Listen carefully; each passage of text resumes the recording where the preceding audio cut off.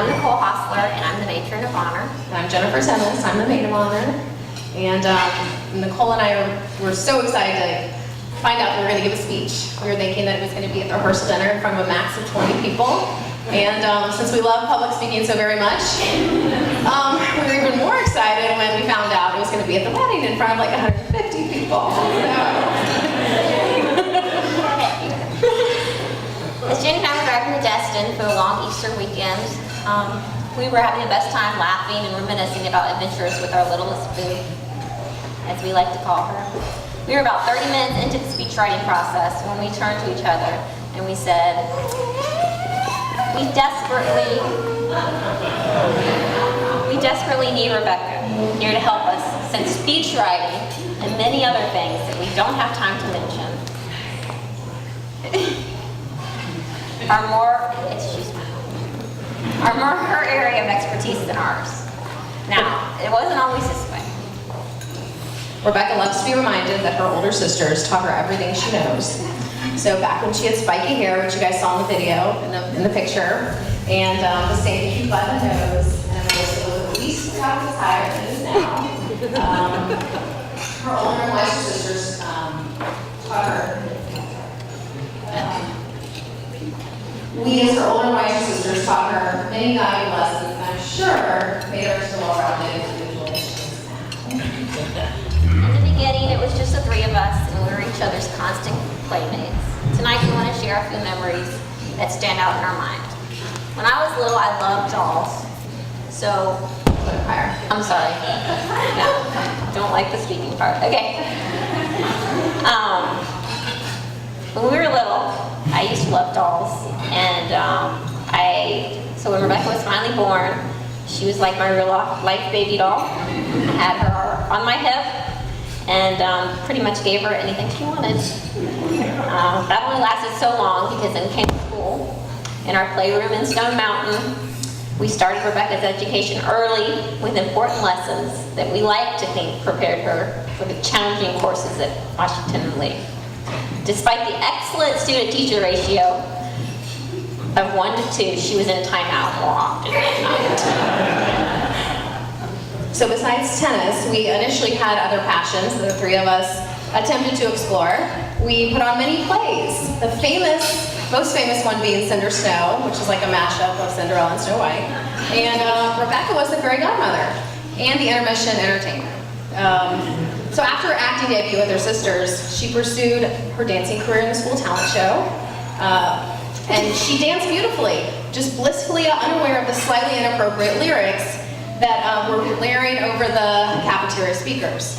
So she had the right moves, but unfortunately, her choreographers, which is yours truly, picked a song that had Mom and Dad hiding under the cafeteria table.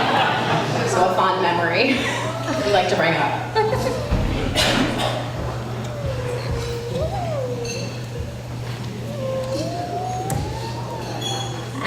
As a family, we always love to sing together, whether it be You Are My Sunshine, Living on a Jet Plane, or Christmas carols that we kind of sort of know. So it was only natural that Rebecca tried out for the 5th grade school choir, which was a slightly painful memory that we like to remind Rebecca of frequently. So after not performing well in the group audition, one might assume that the song was too difficult. However, it was a happy birthday song. Rebecca was resilient and a hard worker at an early age, so she was not sure. Although Rebecca may have started out as a follower, always trying to hang out with her older sisters and be one of the big kids, she grew up and became a strong and smart leader. We have no doubt that this speech will be much better and much shorter had we asked for her input. She currently acts as our family travel agent, helping to plan our family vacations, and comes up with an agenda that keeps everyone happy and entertained. She does extensive research on the locations and has even presented the family with PowerPoint presentations detailing each destination.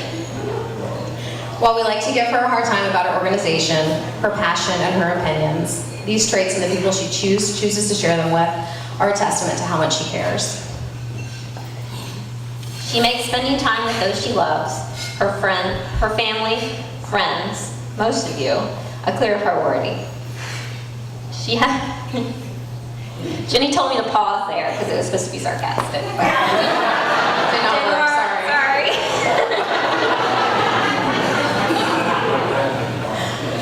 We've rehearsed this so many times, it's going through our head. Okay. I lost my place. She has a softer, more emotional side and is the first one to call up and check on my kiddos and find out if I attended my mom's group and how it went. She listens to concerns and offers her heartfelt advice when someone's in need. We definitely can't take credit for Rebecca's path and successes, but we did have the pleasure of being her best friends and constant companions for most of her life. We always knew that it was going to take a special person to steal Rebecca's heart and soul. And we are so very happy that that person is you, Jamie. And so one of the first times that Jamie came up in conversation was when our family was staying in a hotel and late night. Rebecca this is like almost close to midnight, just finished a movie, and Rebecca got a phone call, and my mom was just surprised at the late call, and then Rebecca proceeds to answer the call, and then she leaves the room. And so my mom was like, "Who is that?" And I had heard of Jamie. They had just met recently, and so I knew better than to say anything. And so when Rebecca came back in the room, she was pretty, her lips were closed, and so Mom began her own investigation, and so with my dad's help and the family plan phone records, and after even having to pay $1, they found out that the call came from the Russell family in New Jersey, and so it began. We're almost done, I promise. So fast forward a few years, I'm standing outside my nail salon in Virginia Highlands, and Rebecca FaceTimes me, and when I see her face, I know that something amazing has just happened, because she's looked happier than I've ever seen her look. And then Rebecca and Jamie share the news of their engagement as I try to hold back tears. The three of us together on many hills, but Rebecca, we know you, along with Jamie, are destined to determine to climb mountains. We're so proud of you, and the woman you have become, and we love you with all our heart. Now, Jamie, we have a little gift for both of you guys. If you want to call that. These are sweatpants. I know you don't have many of them, but we have taken them. We embroidered them. It says, "Welcome to the family." Never seen Jamie wear sweatpants before.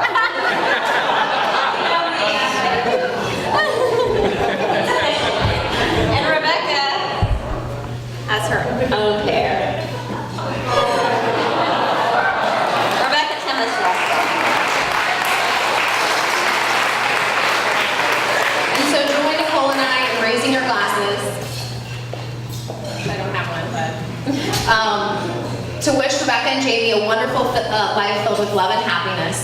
And if you're lucky, a redhead baby.